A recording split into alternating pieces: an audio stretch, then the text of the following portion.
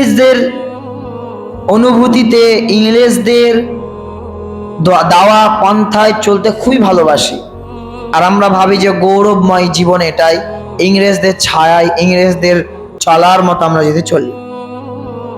এটা ঠিক যে ইংরেজদের তৈরি জিনিস যদি আপনি ব্যবহার না করেন, তাহলে আজকের জামানায় আপনি কানা, অন্ধ। কারণ কজন মুসলিম ব্যক্তি আছে, কটা মুসলিম রাষ্ট্রের মানুষ আছে যারা কারেন্ট তৈরি করে, গাড়ি তৈরি করে, মোবাইল তৈরি করে, কজন? তাহলে আমি যদি ভাবি ইংরেজদের দেওয়া কোনো জিনিস ব্যবহার করব না, তাহলে জওহরলাল নেহরুর মতো দুটো ধুতি পরে আমাদের বেড়াতে হবে। তিনি তাই করতেন, ইংরেজদের এত বেশি ঘৃণা করতেন যে ড্রেস পরতেন না। যদিও তিনি ব্যারিস্টার ছিলেন, যদিও তিনি আমেরিকা থেকে, ইউএস থেকে ল সম্পর্কে জ্ঞান অর্জন করে এসেছিলেন, তবুও তিনি ধুতি পরে, একটা সাদা কাপড় পরে লাস্টের জীবন তিনি অতিবাহিত করেছেন।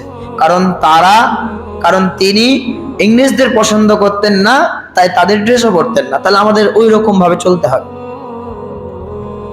তো আমরা বা ইসলামের যে সমস্ত ইসলামিক স্কলাররা আছে, তারা কখনো বলবেন আপনি তাদের জিনিস ব্যবহার করবেন না। তবে এটা অবশ্যই বলবে, বা আমিও বলেছিলাম এর আগে, যে তাদের জালে আমাদের ফাঁসতে হবে না। তাদের পাতানো জাল থেকে আমাদের পাকে সরিয়ে রাখতে হবে, আমাদের দেখে দেখে ধাপ ফেলতে হবে, যাতে তাদের পাতানো জালে আমরা না পড়ে যাই। তার জন্য যেটা আপনাদের জন্য কথাটা বললাম, যে আমরা ইংরেজদের দেওয়া পন্থায় চলতে পছন্দ করি। তা আজকের দিনে যে শিক্ষক দিবস, টিচার্স ডে, 5ই সেপ্টেম্বর সকলেই জানে, কিন্তু আজকে নবী দিবস এটাও জানি না। কিন্তু যারা জানেন না যে নবী দিবস, আলহামদুলিল্লাহ, অনেক ভালো। আমি বলিনি আপনাকে বাধ্যতা জানতে হবে, কিন্তু এ ব্যাপারে জ্ঞান রাখাও ভালো। কারণ আল্লাহ তাআলা বলছেন, ইন্নামা ইয়াখশাল্লাহু মিন ইবাদিহিল উলামা, নিশ্চয়ই যারা জ্ঞানী তারাই আল্লাহকে বেশি ভয় করে। তাহলে আপনি জানিলামই না যে নবী দিবস কবে বা কি হয় এর মধ্যে, তাহলে পরে কি করে মানতে পারবো সেই জিনিসটাকে, বা সেটা থেকে অ্যাভয়েড করব কিভাবে, সেটা থেকে পিছিয়ে থাকবো কিভাবে? তার জন্য সে ব্যাপারে যে জ্ঞান রাখতে হবে। তো আজকের মূল কথা হচ্ছে দুটি বিষয় নিয়ে, আর এই দুটি বিষয় একই সঙ্গে এর সংজ্ঞা দেওয়া হয়ে যাবে, একই সঙ্গে এর বিষয় হয়ে যাবে। কারণ এর দুটি মূল উৎস হচ্ছে বেদাত, যেটা ইসলামের দৃষ্টিকোণ অনুযায়ী পালন করা যাবে না। ইসলাম এমন একটা ধর্ম, যেই ধর্মে কোনো মানুষেরই বা কোনো দিনকে টার্গেট করে সেই দিনকে বা সেই মানুষের জন্ম এবং মৃত্যু পালন করা একেবারেই অবৈধনীয় কাজ ইসলামের দৃষ্টিতে, সেটা করা যাবে না। এজন্য না আমরা কোনো ব্যক্তির নামে আমরা দিন উদযাপন করি, আর না কোনো ব্যক্তির জন্ম এবং মৃত্যুর নামে আমরা দিন উদযাপন করি। যেন আমরা মুসলিম, এবং মুসলিম নামে অনেক মানুষ আছে। আজকে যেমন একটা আমাদের হিন্দু স্যার বলছিলেন, অনেক মুসলমানরাই তো নবী দিবস পালন করে, আমরা তো দেখেছি, টেলিভিশনে দেখছি, আশপাশে দেখছি। তারা কি আসলেই প্রকৃতপক্ষে মুসলিমের সংজ্ঞা তাদেরকে দেওয়া যাবে? না, দেওয়া যাবে না। আপনি যদি দেখি যে প্রকৃতপক্ষে মুসলিমকে, তাহলে ভালো মুসলমানকে দেখতে হবে, নামধারী মুসলিমকে দেখে লাভ নাই। নাহলে আপনি অনেক মুসলিম পাবেন যাদের দাড়ি নাই মুখে, অনেক মুসলিম পাবেন যারা টাকরু নিচে প্যান্ট পরে, অনেক মুসলিম পাবেন যাদের বাড়িতে হারাম ব্যবসা হয়, অনেক মুসলিম পাবেন নামাজ পড়ে অথচ হারামে লিপ্ত আছে। তাহলে তারা কি মুসলিম, আসল মুসলিম? তারা না। তারা মুসলিম নাম রেখেছে কারণ তাদের বংশের পরম্পরা সকলেই মুসলিম, তাদের ধর্মের নাম ইসলাম, সে অনুযায়ী সে মুসলিম হতে পারে, কিন্তু আল্লাহ তাআলার এবং আল্লাহর রাসূলের বাণী অনুযায়ী সে মুসলিম না। তার আসল নামে সাথে তার সংজ্ঞা হচ্ছে না মুসলমানের। তার জন্য একটা উদাহরণ ছোট্ট, খুবই সুন্দর, যে আপনি মুসলিম কি করে জানবেন যে এই ব্যক্তি প্রকৃতপক্ষে মুসলিম? কার কাছ থেকে আপনি জানবেন? এই যে এক্ষুনি বললাম যে প্রকৃত মুসলমানের কাছ থেকে মুসলমান কি বা মুসলিম কি, ইসলাম কি ধর্ম, এটা জানতে হবে। আপনি ধরেন একটা ভালো একটা গাড়ি কিনতে গিয়েছেন শোরুমে, যদি এটা জাকির নাইক উদাহরণটা দিয়েছিলেন, খুবই সুন্দর। ভালো একটা শোরুমে গাড়ি কিনতে গেছেন, BMW ধরে রাখেন, দা রোলস রয়েস, যে কোনো একটা গাড়ি। আপনি সেই গাড়িটা ভালো কিভাবে জানবেন? সবচাইতে ভালো একটা ড্রাইভারকে আপনি নিয়ে যাবেন, তারপরে তো দেখবেন যে গাড়িটা ভালো চলছে, চালাতে পারছে, তারপর আপনি জানতে পারবেন। আপনি যদি একজন দুর্বল, যে ভালো ড্রাইভারই না, তাকে নিয়ে যান আর সে চালিয়ে অ্যাক্সিডেন্ট করে দেয়, বলবেন গাড়িটা ভালো না? বলবেন কি? বলবেন না, কারণ আপনি জানেন সে ড্রাইভারটি কম। তো গাড়ি আপনি দেখার সময় আপনি ভালো ড্রাইভারকে নিয়ে যেভাবে আপনি দেখেন, সেম ওরকমই আপনি ইসলাম ধর্মটা কি, মুসলিম কারা, ভালো মুসলমান দিয়ে যাচাই বাছাই করতে হবে। আপনি যাকে তাকে আপনি দেখে নিলেন, বলেন যে মুসলিমেরা, ইসলাম হচ্ছে এটা, এটা না। সেম অনুরূপ যদি আপনি আমি ইসলাম কি জিনিস দেখতে চাই, তাহলে আমাদের সে ব্যাপারে জ্ঞান রাখতে হবে, নচেত আমাদের সে ভুল ধারণা থেকে যাবে ইসলামের প্রতি। যেটা বলছিলাম যে মিলাদুন নবী আমরা 12 রবিউল আউয়াল পালন করে থাকি। যদিও মুর্শিদাবাদের মধ্যে এই লালগোলা, জয়ীপুর বলা যাবে না, লালগোলাতে একটু কম, জয়ীপুর আছে। আর কলকাতা, পশ্চিমবাংলায় প্রচুর, কলকাতায় প্রচুর, কারণ এটা হানাফিরা বেশি পালন করে থাকে। আলহামদুলিল্লাহ আমাদের মধ্যে এটা কম। তো 12 রবিউল আউয়ালে যে আমরা মুহাম্মদ সাল্লাল্লাহু আলাইহি সাল্লামের জন্মদিন হিসাবে পালন করে থাকি, এটা কি ঠিক? এটা ঠিক না। যদিও অনেক আলেমগণকে দেখতে পাবেন, তারা বলবে যে আজকের দিনে নবী সাল্লাল্লাহু আলাইহি সাল্লামের এই দিন উদযাপন, অর্থাৎ মিলাদুন নবী, এই দিনটি উদযাপন করা সঠিক।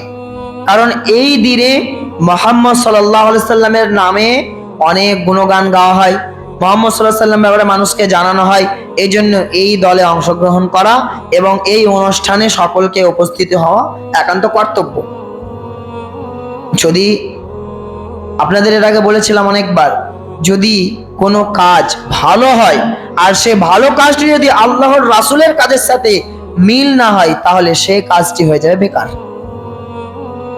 আপনাদের বলেছিলাম যে নামাজ পড়ার জন্য শর্ত কি?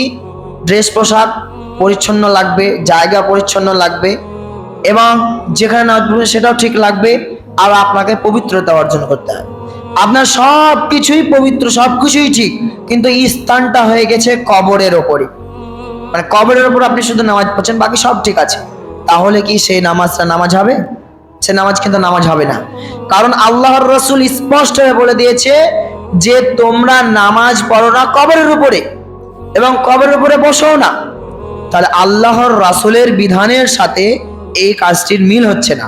তাই এই কাজটি সঠিক, নামাজ পড়া সঠিক হলেও সেই স্থান যেহেতু সঠিক না, তার জন্য সেই কাজটিও সঠিক না। যদি আপনি বলেন যে রাসূলের নামে গুণগান গাওয়া, গুণকীর্তন গাওয়া, এটা তো সঠিক কাজ, যদিও এই কাজটি সঠিক হয়, তবে এই সময়টা অন্য, এই জিনিসটা অন্য, এই পরিস্থিতিটা আমরা তৈরি করেছি, যেই দিনে উদযাপনা সৃষ্টি করেছি, শুরু করেছি, এটা অন্যায়। এই কাজটির সাথে আল্লাহর রাসূলের মিল খাচ্ছে না। তাই এই কাজে সামান্য পরিমাণ ভালো থাকলেও বা বেশি পরিমাণে ভালো থাকলেও সামান্য পরিমাণে বেদাত বা শিরক ঢুকে যাচ্ছে, তাই পুরোটাই বেকার। আপনি এক বালতি দুধে যদি অল্প সামান্য পরিমাণে গোবর ফেলে দেন, তাহলে সেই দুধটা খাওয়ার আর যোগ্য থাকে না, অল্প পরিমাণে পড়েছে। এই জন্য যদি কোনো আমলের মধ্যে শিরিক আর বেদাত ঢুকে যায়, তাহলে পুরো সম্পূর্ণ ভালো কাজটাও হয়ে গেল পুরোপুরি বেদাত, মানে পুরোপুরি ধ্বংস, শেষ। এবার আসুন, আজকের দিনে যে 12 রবিউল আউয়ালে যে আমরা নবী দিবস পালন করি, এটা কতটা সত্য? মুহাম্মদ সাল্লাল্লাহু আলাইহি ওয়াসাল্লামের জন্মের প্রায় 610 বছর, আবার কারো কারো মতে 606 বছর, এতদিন পরে এই দিনটিকে শুরু করেছে মানতে। মুজাফফর কুবরা নামক একজন ব্যক্তি, সে যখন ইসলামের শাসক হলেন, তখন তিনি এই প্রথাটি শুরু করেছে। যদিও যখন শুরু করে, তখন তাদের কাজ ছিল একটাই, যে এই দিনে শুধুমাত্র মুহাম্মদ সাল্লাল্লাহু আলাইহি সাল্লামের নাম জিকির আজকার করা হবে, তার ব্যাপারে কিছু বলা হবে, আর যেখানে একত্রিত মানুষগুলো হবে সেখানে কিছু খেতে দেওয়া হবে। এটা যদিও তাদের উৎসর্গটা ছিল এরকম ভাবে, শুরুটা ছিল এরকম ভাবে, আজ এটা বিশাল আকৃতি নিয়েছে। আপনি যদি এর আগে না দেখেন, আজকে গিয়ে দেখবেন যে কি হারে তারা আজকে পালন করা শুরু করেছে। আমরা যখন সাঁতরাগাছিতে থাকতাম, তখন দেখতাম কি না তাদের এই কলহল এটা নিয়ে, সারা রাত খাওয়া দাওয়া, তারপর জিলাপি বিতরণ করা, আর আজকের দিনে ডেস্ক বক্স বাজিয়ে গান করা, এবং লজ্জার বিষয় নারীদের নিয়ে এসে অর্ধ পোশাক পরে তাদের সামনে তাদের মনোরঞ্জন করার জন্য ড্যান্স করা। এইটা হচ্ছে নাবি দিবস। যদিও নাবি দিবসে সামনের দিকটা একটু সঠিক ছিল, তবুও বিদাত। কিন্তু আজকের বিদাতের মধ্যেও বিদাত, মানে একেবারে নিকৃষ্টতম কাজ। এই কাজ যে এতদিন পর হবে, আমরা যে দিবস পালন করছি নাবির, এই নাবি দিবসের দিন নবী সাল্লাল্লাহু আলাইহি ওয়াসাল্লামকে জানা ছিল না যে এরকম ভাবে আমার মৃত্যুর পরে মানবে। শুধু নবী না, সাহাবাদেরও জানা ছিল না। শুধু সাহাবা না, তাবেঈনদেরও জানা ছিল না, আর তাবেঈনদেরও জানা ছিল না। প্রায় মুহাম্মদ সাল্লাল্লাহু আলাইহি ওয়াসাল্লামের মৃত্যুর 595 বা 600 বছর পরে এই জিনিসটা শুরু হয়েছে। এর অস্তিত্ব কোথায় ছিল? আর আজ যেটা আমরা ইবাদত হিসাবে পালন করছি, অনেক মানুষ বলেন যে এটা হচ্ছে বেদাত, কিন্তু বেদাত হাসানা। বেদাত হাসানা মানে কি? এটা করলে সওয়াব, না করলে গুনাহ নাই, করলে সওয়াব, আর সেখানে যদি যায় তাহলে তার জন্য নেকি হবে, ফজিলত রয়েছে। এভাবে আমরা ফতোয়া দিয়ে চালিয়ে দিই। এইরকম জিনিসগুলো আজ আমাদের জানতে হবে, ভাই বোনদের শেখাতে হবে। জানি না আমি আপনি ঠিক আছি, আমার আপনার ছেলে মেয়েগুলো বা তার ছেলে মেয়েগুলো কতটা সামনের দিনে এগিয়ে যাবে বেদাতের কাছে। তার জন্য কর্তব্য আপনাকে জানা, আপনার আমার ছেলে মেয়েদেরকে জানা, আপনার আমার সন্তানদেরকে বেদাত কি জিনিস এবং শিরিক কি জিনিস এই জিনিসকে জানা। আল্লাহ রাসূল বলছেন স্পষ্ট ভাবে, মান আমালা আমিলান, যে ব্যক্তি কোনো কাজ করবে লাইসা আলাইহি আমরুনা, আর সেই কাজের জন্য আমরা হুকুম দিইনি, ফাহুয়া রাদ্দুন, সেই ব্যক্তি সেই আমলগুলো রাদ, সেই আমলগুলো সর্বশেষ, মানে সবচাইতে নিকৃষ্ট বা একেবারেই শেষ, কোনো আমলে কাজে আসবে না। স্পষ্ট বুখারী এবং মুসলিমের হাদিস। যে ব্যক্তি এমন কোনো কাজ করবে যে কাজের আমি হুকুম দিইনি, সেই কাজ করা এবং না করা তার জন্য সমান, আর সেই ব্যক্তি আমার মধ্যে থাকে না। অন্য হাদিসে এভাবে এসেছে, মুহাম্মদ সাল্লাল্লাহু আলাইহি ওয়াসাল্লাম বলছেন, যে ব্যক্তি আমার সুন্নাতকে মানে না, ফাহুয়া লাইসা মিন্নি, সেই ব্যক্তি আমার দলের মধ্যে নাই।